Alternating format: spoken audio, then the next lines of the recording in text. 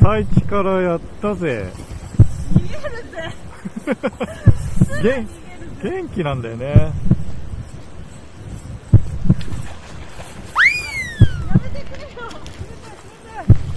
ワイルドなの釣ってるよ。早く取って。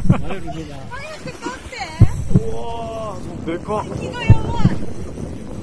元気。3回大きいじゃん。50ぐらい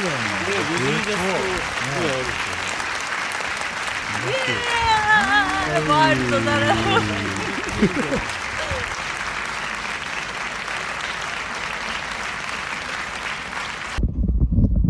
撮ってましたよ。マジ？今の感想は？ワイルドだろ？頑張ろう頑張ろう。もうみんな帰っちゃった。やったいやでかいね。50ジャストぐらい。ー。裏パンのキングだよ。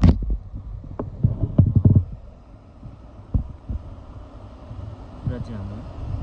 07？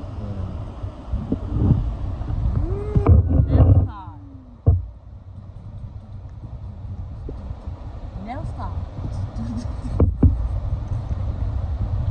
ありがとう。ナイスフィッシュ。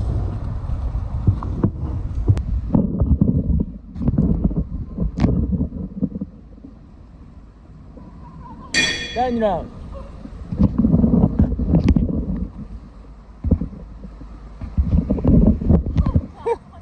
頑張ってー。